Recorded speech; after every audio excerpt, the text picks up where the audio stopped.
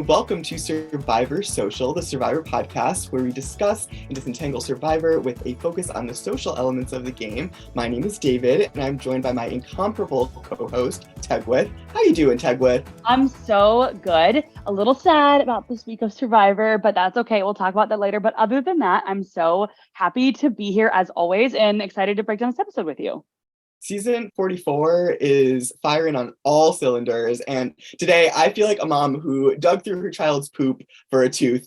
And before we dig into all things poop and Carolyn and Survivor, make sure to like and subscribe to Survivor Now on Spotify and on YouTube. And if you have any hot takes of your own that you want to be heard, make sure to send us a message at survivorsocialpod@gmail.com and we will read them here. Speaking of which, we received our first listener question. Yay. Oh my God. I'm so excited. Yes. Hit me. I'm so excited. Right. Let's do this. So Rebecca S. asked, which old school winner do you think would struggle the most with the new social elements of Survivor and the new school gameplay? Wow. That is a really good question. I think we got a good look into that in 40. We got to see a little bit of old school players in this new school era. Mm-hmm. Who do you think? Do you have an idea? Honestly, my first thought was Brian Heidick, because I look back and I just think about certain ways that he handled certain situations or certain comments. And looking back, I think he did have a good social game. Like, everybody liked him, but I just think some of the comments he made and maybe some of the more chauvinistic remarks would not fly in 2023. So I'm going to say Brian Heidick.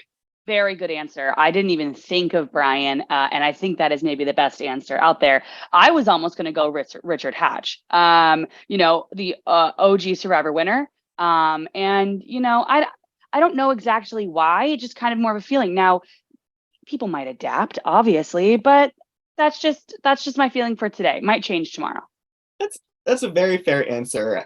Richard is a wild card, and he likes the shock value. So I definitely see that as a great answer. And thank you, Rebecca, for sending in your question. And again, if you have a question, feel free to shoot us an email, message us. We would love to hear your question, and we'll answer it here on the pod. So let's get into this episode. What an episode it was. And we start on Ratu, and Matthew claims that him using the shot in the dark at the last chaotic tribal was a strategy. Do we think that he believes this, or is he just trying to convince himself of this? What do you think? I think it actually was. I think it was somebody who didn't want to choose a side. He kind of had an idea of what was happening, the chaos that might go down, and he just didn't want to put his name out there. And I think this is why he did that. I really don't think that he felt like he was his name was out there. He might have heard it. You kind of always share your name in the first week. I do think this was a strategy. And this was something that I think a lot of people were questioning about after the premiere.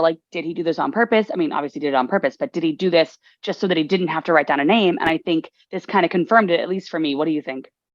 Yeah, I think it did work for him. I don't necessarily know his rationale, but I do think it worked for him because Brandon, who was, the star of that last tribal in a lot of ways, is unhappy at Kane for voting for him and doesn't trust him. But he doesn't express that about Matthew. So I do think that worked in a way for Matthew. Yeah, absolutely. And I do feel bad, really pretty bad for Kane because he's playing the game. He did what he is supposed to do at tribal council. He wrote down somebody's name and it just happened to be the wrong person just because of an idle play. So I'm really happy we got to see that all kind of break down after tribal, because I feel like in recent times we haven't really been seeing the aftermath of a vote. So I'm super happy that we got to see that and the producers gave that to us. And I'm really hoping that, Kane is able to turn it around, especially in this fast-paced game. Sometimes you're not able to get out from under that rock that if it happens. So I hope that he's able to kind of turn this around for him.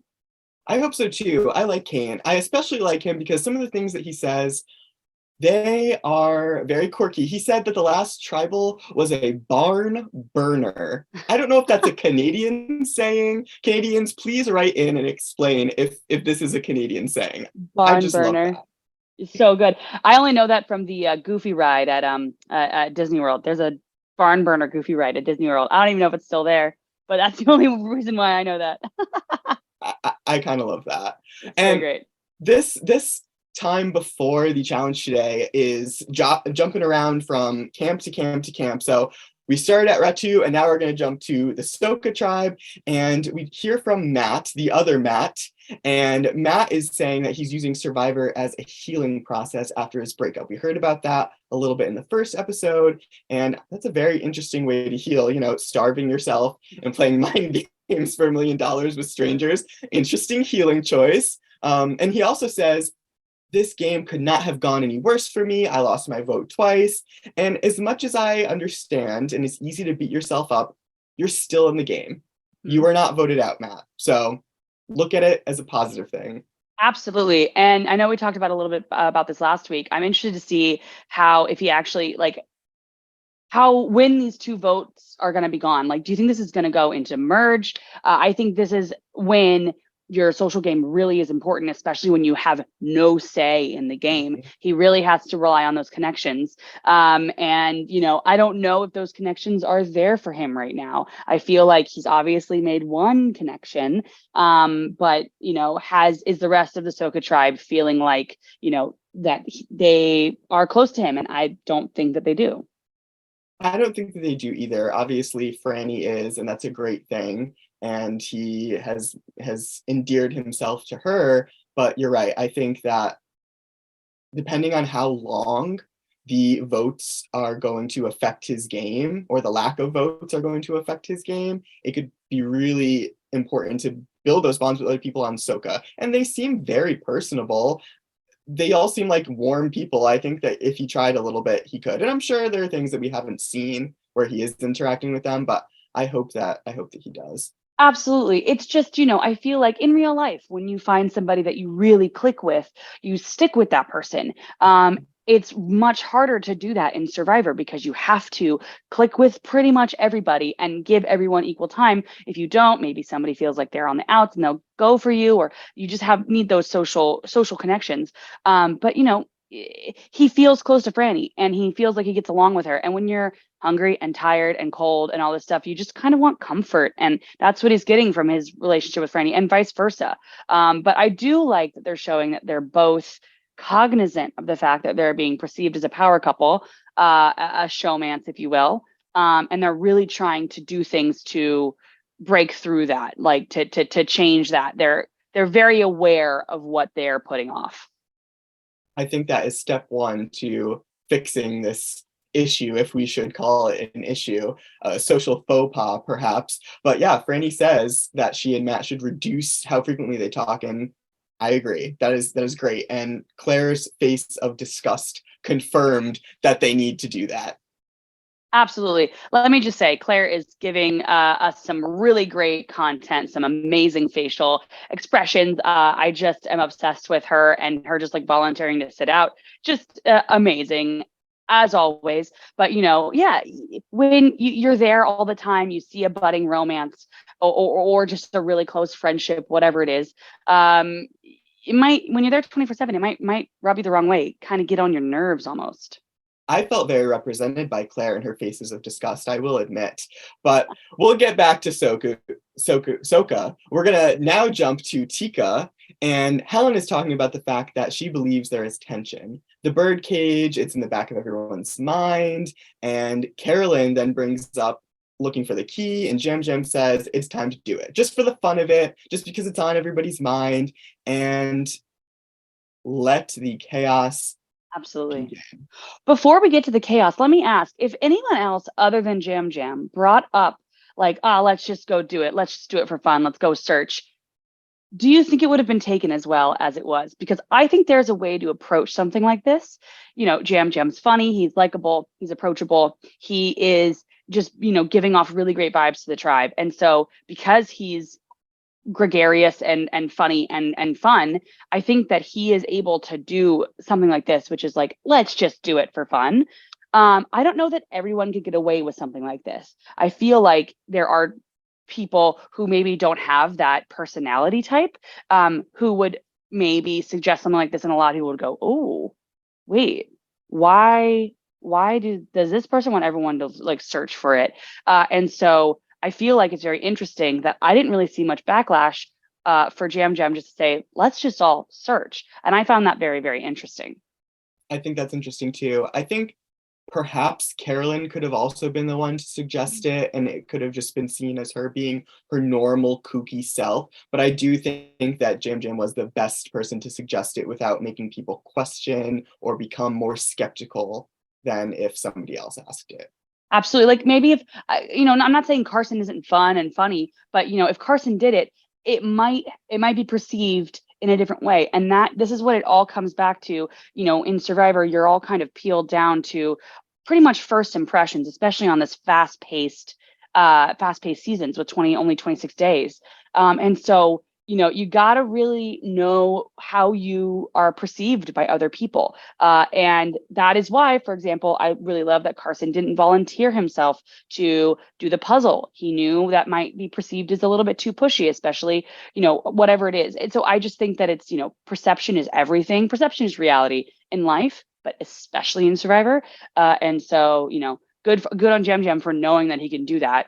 And he has that like rapport with other people. Yeah, big props to Jam Jam. And I also think once you recognize how other people perceive you generally, the box that they put you in, try and work within the confines of those boxes and try and become predictable in a way so people feel comfortable. Because if you start being super erratic or you show some behavior that you had masked or you had hidden, it's going to make people worry about what else are they hiding. So yeah, maybe doing what Jam Jam did, say, this is me, this is my persona. I'm sure this is who he is, but I'm sure this is an amplified version of who he is. And I think, yeah, he's the type of person who could get away with something like this. So there they are. They're looking for the key to the birdcage. Carolyn is in a tree. And I think this is a crazy way to end the segment before they go back to the Ratu camp. But she's in a tree and there's a snake coming at her. I think that's so funny because I just think it's funny that there are even like snakes still on these islands. I don't know, in my mind, like they do Survivor there like for months on end every single year. How is there still wildlife on these islands? I feel like if I was a snake, I'd be like, no, thank you. I want to go somewhere else. This is not for me. I'm gonna swim to another island. But yeah, she found a snake. I honestly, for a second, thought she was lying. I thought she was saying it because she saw the key and she wanted to like throw people off. And then nope, it was an actual snake. Just so funny.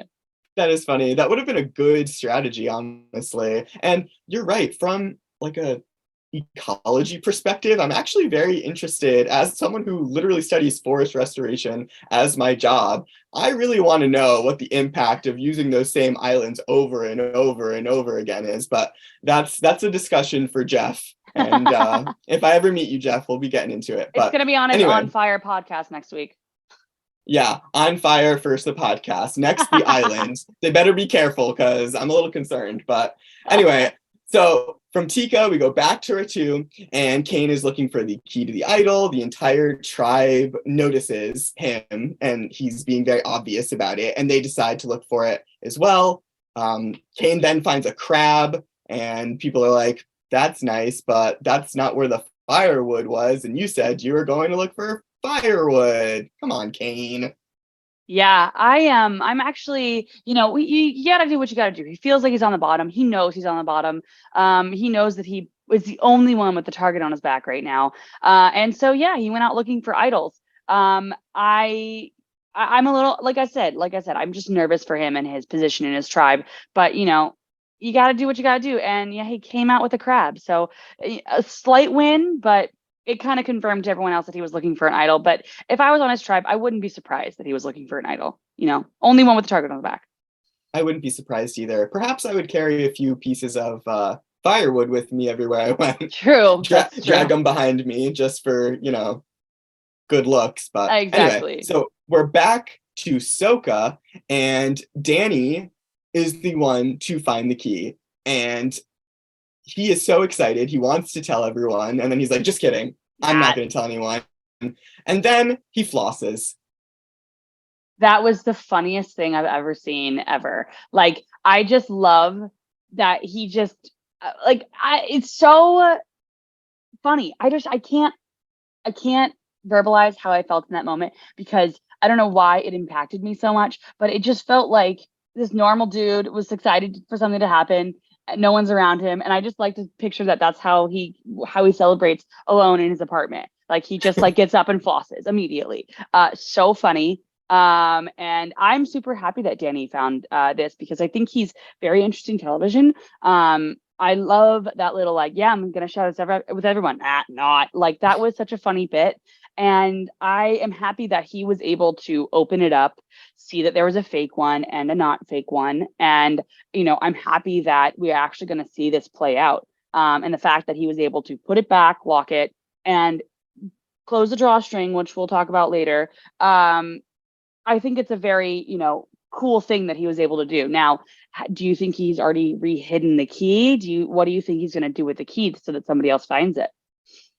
To be honest, I had not thought that far ahead. The reason being was I was just so proud of him that he actually made it look like everything was untouched. Meanwhile, Oh, other people whom I love dearly did not necessarily do the same. Do you want to get into that? Do you want to dig through? absolutely. Do you want to dig Well, through the poop?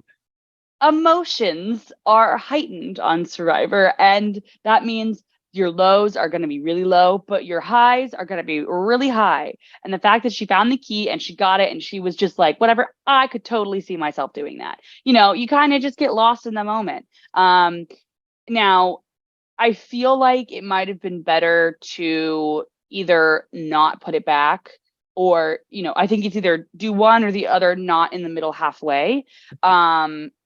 Because I think that's almost a little bit like sneaky. And if she's the one that, plays the idol and people know that it's her, that I think could come back and maybe be a problem.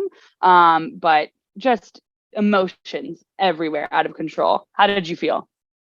I think the lead up to Carolyn finding the key and then obtaining the idol was incredible. The story about the fact that she dug through her son's poop for 3 days to get his tooth because he swallowed it. That is persistence. That is Yep, unhinged. And if she's willing to do that for a tooth, imagine the lengths that she will go to win this game. And I think what she absolutely. did exemplified that. Absolutely. And I mean, they didn't know it was her. I honestly was shocked that nobody thought it was her because if a group goes off together and you're not in that group, yeah, that's not that great in terms of strategy wise. And the fact that maybe, obviously, we don't know the timing of everything, but everyone comes back and then the thing is open. But Carolyn was the one that was off. Very interesting to me that nobody maybe picked up on that. And I think that's a great testament to truly being yourself out on the island. If you are somebody who is exuberant and out of this world and all fun stuff, be that. And then people might think that, you're not a threat and they don't think that you would do that. So, props to her. I think so too. I think this is a testament to a few things. I think it's a testament to her being herself and sort of obfuscating people's view of who she really is as a strategic and social threat by being goofy and fun and herself. But I also think it is something that I like to refer to as 4D chess syndrome. And that is when players on Survivor feel like the most complicated move must be what is occurring. The most complicated scenario, the most intense scenario must be the thing that's occurring. And we start playing Clue. Detective Carson is on the case. He suspects Helen based on body language. You know who I think would actually know? Philip Shepard. I think they should have brought him back, personally. But anyway, Sarah thinks it's Jam Jam. Jam Jam thinks it's Sarah. It's actually Miss Scarlet in the ballroom with a candlestick, but nobody's picking up the hints. But Yeah, and I loved that little bit of editing where they went from each person. I posted this on my TikTok, but I thought it was so funny where it immediately thought of a scene from Parks and Recreation where somebody broke a coffee maker and they all are kind of pointing fingers at each other, but it was actually the person who like told everyone about it, the one who smelt it, dealt it. So I thought that was such a funny scene And exactly what Survivor is. You always think that there's something going on. You always think about that maybe it's this person, maybe it's this person, maybe it's this person. So your senses are always going off, and great editing from the editing team, and just good on Carolyn to not be picked out of the bunch. Absolutely. Sometimes just not being involved in the drama in the typical way, she is obviously in the center of that tribe in terms of being a kooky personality, but not necessarily being like everybody else, actually worked out for her.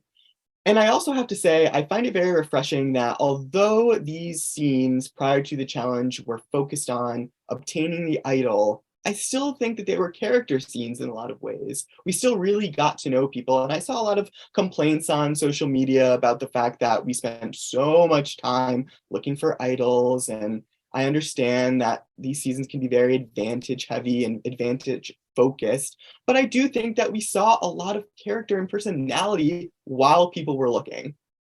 Absolutely. I am not looking a gift horse in the mouth. I am very happy we got so much from tribe camps. That's all I really ever want.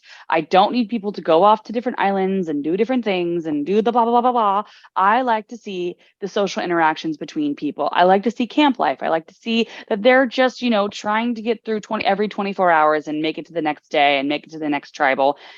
And I love to see how they get along and the things that happened. And so if what we need is for people to look for idols in order for me to get that, I will not complain. I'm very, very happy to just see all of these social interactions and not just go from challenge to tribe to tribal. So I am a happy, happy girl. And I was really, really a fan of seeing them back at the camp. Props to production. And now it is time for the challenge. The reward is fishing and snorkeling gear, exciting things. And part of this challenge, which I very much enjoy, is the snake maze puzzle apparatus thing that will be a point of discussion a little later, because that's something I want to dig into with you, because should Matthew have had the opportunity to build it in his backyard? Is that Survivor's fault for repeating challenges, or is that good on Matthew? We will get into that. But before we get into that, Claire is sitting out again, and Jeff asks if she volunteered or if it was a tribe decision, which I get Jeff can ask whatever he wants, but she says both, and Jeff just kind of looks at her and is like, huh. And my thought is, don't be blowing up her game, Jeff. If she wants to pull an Abby Maria or a Courtney or a Sandra and just sit there, let her. Let me just say, though, again, I love Claire, and if I were Claire, I'd probably be doing the exact same thing. I'm happy that Sassy Jeff is coming back here and there. I love the drama that he can create, and I feel like he's been very lovey-dovey, very like, look at how inspirational we all are, and I love the Penner getting agitated by me. Like, I am here for that. And I think I saw a glimpse of it with the Claire, and I was like, yes, give me more. Give me more. I loved it so much. I loved it so much too. And I think that Claire is the perfect person to do that with, because she can have that banter. She's very expressive. And I think that's the perfect person to do that with. So hopefully we can see more of that throughout the season. Yes, please, Jeff. More. So we're into this challenge. Soka is killing it from the beginning. As you predicted, they are very good at these challenges. And I finally remember that Josh is here because he didn't have any confessionals or screen time earlier in the episode, but he does the snake maze. And my question is, how many times would you let the ball fall before you let someone else try? Probably 0. I would not do it. No, but I would probably, if it fell 2 times, I'm done. I think that you do need to get used to it, right? It's a hard thing to be able to kind of walk back on a balance beam and do all of this at one time. But I know my limits, and I think if it falls like a couple of times, then I think I need to put somebody else in. But that would never happen to me because I would not volunteer. So that's a very astute answer, and I appreciate that.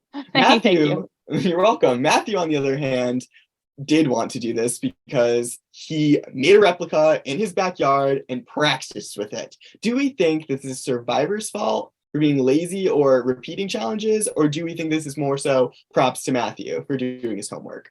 A little bit of both. I myself have some Survivor puzzles that I've bought. Vexel Puzzles on Etsy is great, and I even like took it to Christmas, and we all did like a fun little Survivor thing with my family.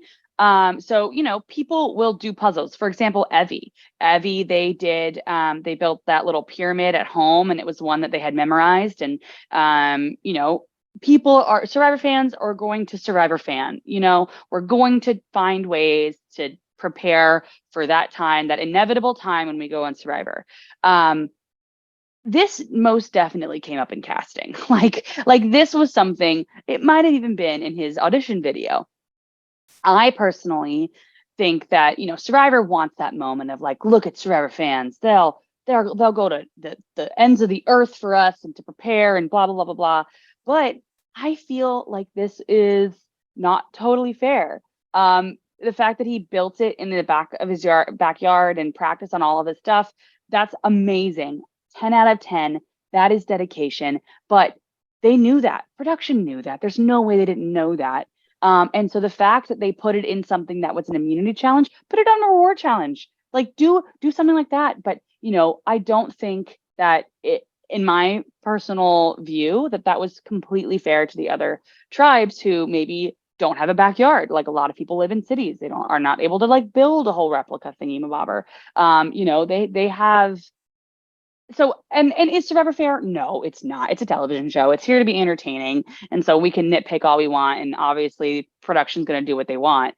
But I don't know. I think it's great on Matthew, but like maybe don't do it as an immunity. I don't know. What do you think? I feel similarly. I think it is fair, at least, that they didn't put him and Carson on the same tribe, because Carson has 3D printed multiple puzzles in his free time prior to coming.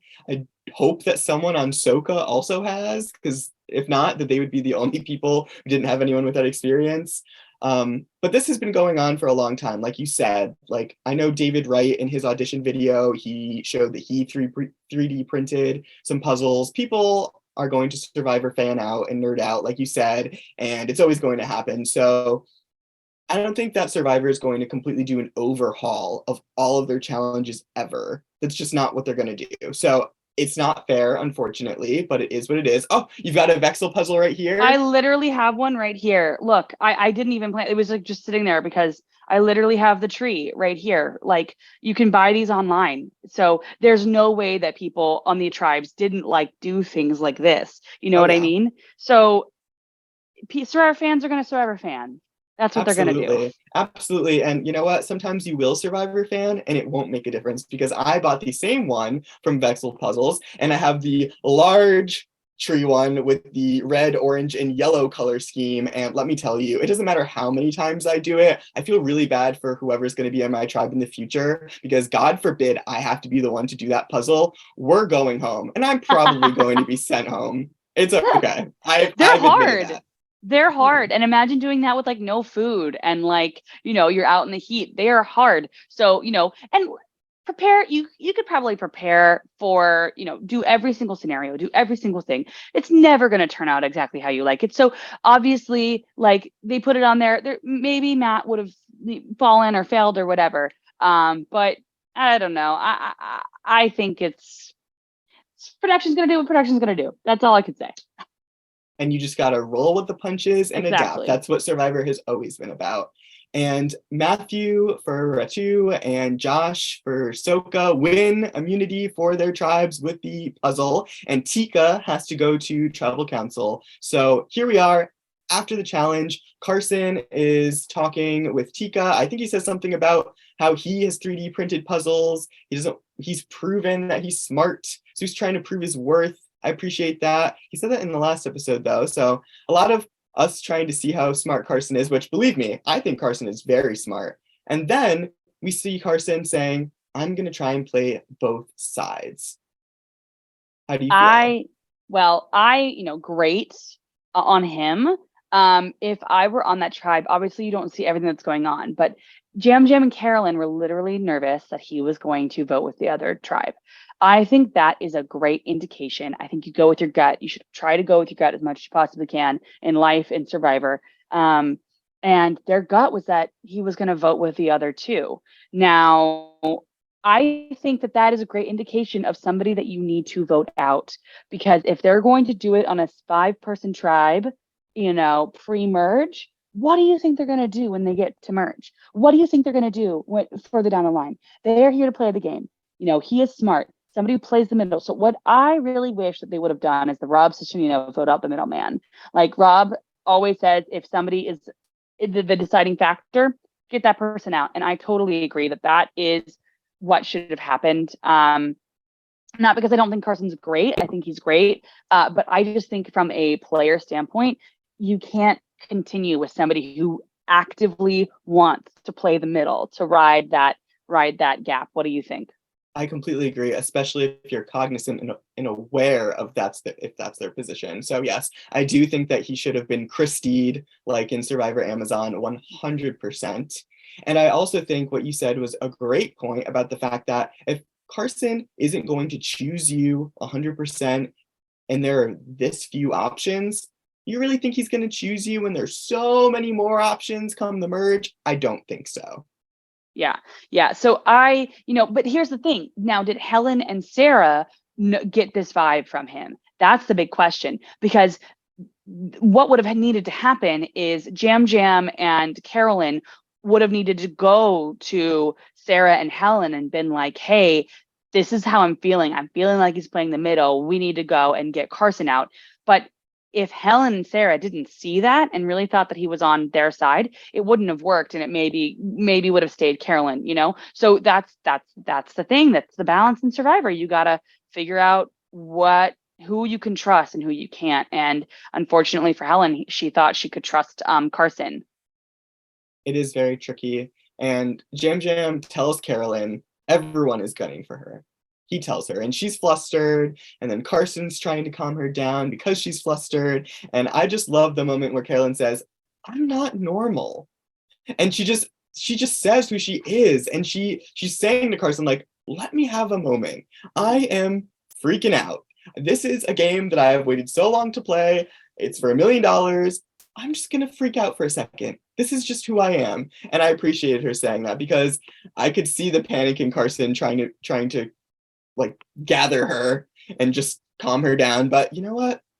This is who you're working with. This is who casting picked. You got to roll with the punches. And I also have to say, very impressed that Carolyn is able to express how she feels in perhaps a chaotic or jarring way, and then also have really solid reads about the position of everyone on her tribe. She accurately reads that Carson is in a good spot, regardless of which pair he votes with, obviously not knowing that Sarah doesn't have a vote, but she is able to look at things pretty objectively. And she also doesn't have to be the best liar in the world because of her kooky energy and her randomness, because she says to Carson, like, you're in a good position. Why would you want to go with us? Which personally, I was a little leery. I think, I don't know if I would have said that per se to him, but she is going to be her for better or for worse, while also having good reads. So Absolutely. I think this is also a great life lesson just in life, be who you are, and you just got to be unapologetically yourself. And I think a lot of people go on Survivor trying to hide aspects of themselves and try to enhance this part and whatever. And do I think Carolyn is going to make it all the way and win? No. Would I love that? Yes, I would love a Carolyn win. But I think it's a great life lesson to just, take a moment. If you're excited about something, be excited. If you're nervous, be nervous for a second. That's okay. Express that and then move on and then continue on. But take that moment you need in order to process everything. I love Carolyn. I think she's great television. I think she is, there was no way production was going to let her get voted out this early, because she is such great television. I'm not saying that production stepped in and did anything. That's not what I'm saying. But, Carolyn is gonna Carolyn, and I think she's amazing. absolutely, I completely agree. And I also give her big props that even though she is this funny mix of Goofy and Cher, as Jam Jam says, at Tribal, to fast forward a bit, she does not play her idol. Mm-hmm. And cool, calm, and collected. That is huge, in my opinion. Yeah, I don't know if my name had been thrown out that much that I would have, kept that to myself. This is kind of what makes me think that maybe Sarah was in on this plan to get Helen out also. Maybe it was more unanimous than we think, because obviously Sarah didn't have a vote. So that's kind of what makes me think that maybe it was everyone on the tribe was going to blindside Helen, because if I were Carolyn, I would have been very nervous if I thought that there was this one person standing between going home and staying in the game. And I think I maybe would have played it. I definitely would have played it, but I saw Carolyn grip her knees with the ferocity of I don't know what, but she restrained herself and didn't. And I was so concerned that was going to be her death knell, but I'm very glad that it wasn't. I And agree. Helen goes, very unfortunate. We love Helen, but Yeah, I was very sad to see Helen go. She was obviously my winner pick. But not only that, I just think that, I know that everyone on Survivor loves Survivor, so this is not new, but she's a huge Survivor fan. And I think she's wanted to be on the show for a really long time. And I really don't think that she saw this coming. I could just kind of see it on her face, how shocked she was. And so super, super sad to see her go. I think I think that's why I feel so much about Matt, like this immunity, because like I feel like if she had maybe one or two more days in the game, I think maybe it would have been different. Obviously we'll never know, who knows, but yeah, super super sad to see Helen go. I think she would have been great at some strategy going on. I think she would have made some amazing moves. So, but it is what it is. I think so. She was very, very smart and in a lot of ways a threat. She is someone who I said in our first episode that I would have wanted to work with, and I can't blame them for targeting her. Yeah, I agree. Now, here's something I kind of wanted to talk about. So, obviously, last season, in 43, we saw 5 women go out pre-merge. Before the merge, a lot of those were in a row. I think it was like 4 women in a row. And obviously, now we've seen 2 women go back to back in this season. I kind of wanted to talk about how we feel about these. Now, I don't like the 3 tribes and these very small 3 tribes, just point blank. I think that we need to move on.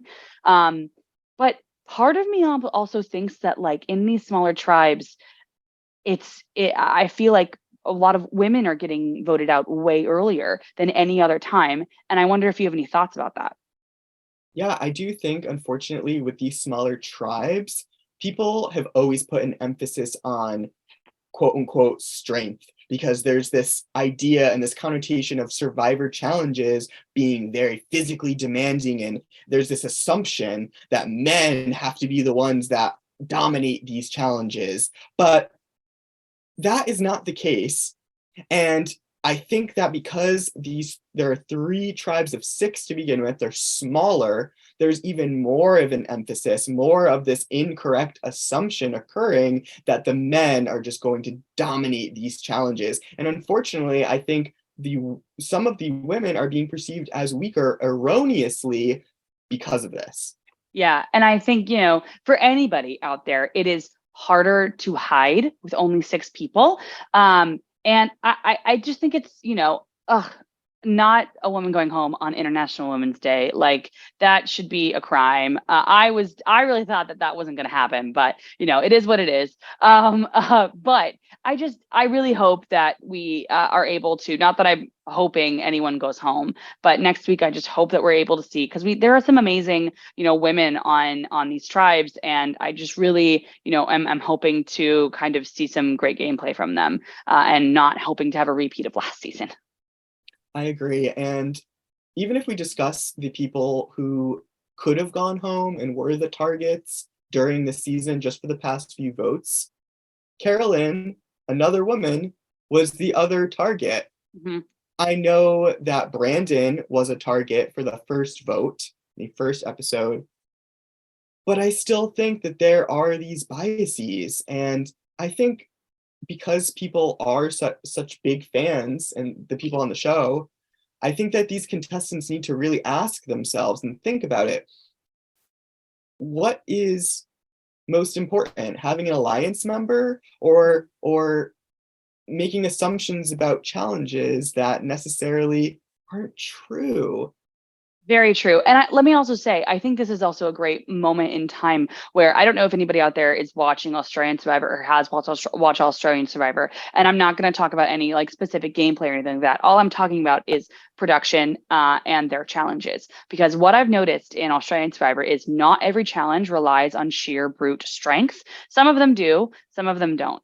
And I'm not saying that like, you know, I just think that there needs to be, if challenges were more diverse, if challenges relied maybe more on, you know, puzzling or whatever, maybe people would veer away and stop thinking about like, oh, we need to have these tall big men here all the time in order for us to win these challenges. And I just think, you know, diversity in the challenges would lead to, I think, more interesting gameplay. Because if I've said it once, I've said it 1,000 times. If something on Survivor becomes predictable, it becomes boring. And that's both in terms of from the game player's standpoint and from the viewer's standpoint.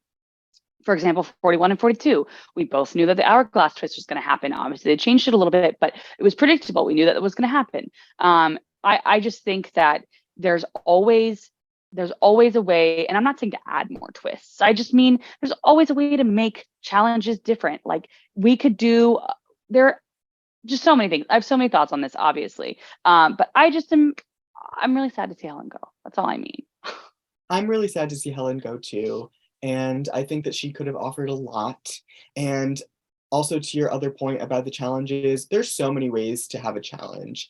We don't necessarily have to be just doing a straight up puzzle. That's not necessarily what either of us are saying, I don't think. Mm-mm. But there's so many other ways to have a challenge. You don't necessarily have to be doing the carry fish from one bucket to another and sort them like in Survivor Thailand, or you don't need we're gonna fly a kite for an immunity challenge like in Survivor Marquesas. That's not Yeah. what we're saying, but No. there's so many different ways to have a challenge, and that they don't have to rely on brute strength. I agree. Yeah.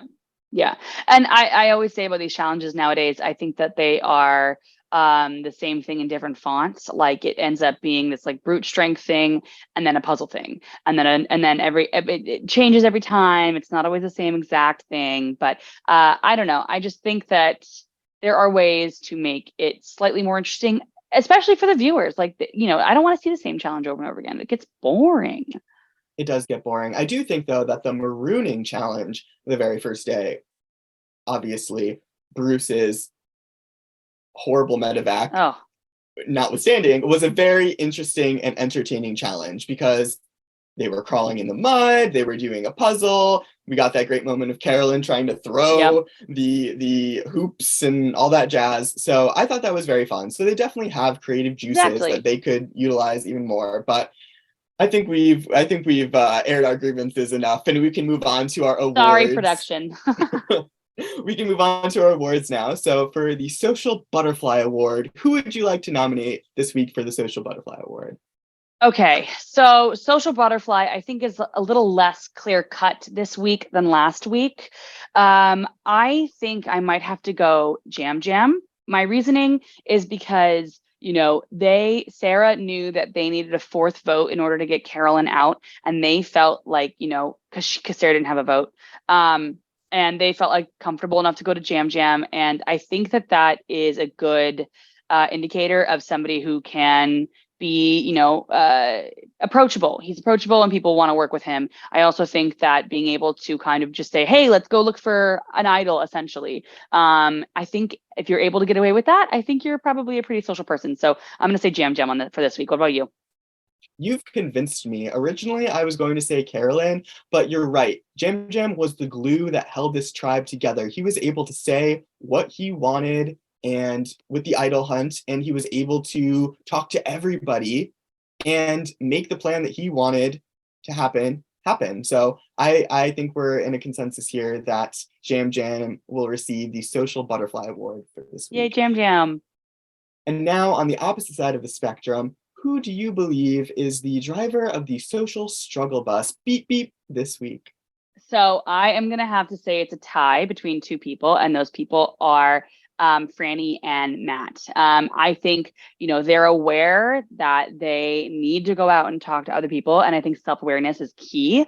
But I think if you're aware of that, you're a step behind what needs to happen. Obviously, they've made a connection with each other, but the whole tribe is kind of not vibing with the showmance / power couple thing. And so I think that they need to put in some real work in order to kind of get over that and kind of move to the next stage of the game. So I'm going to say it's a tie for me between Matt and Franny.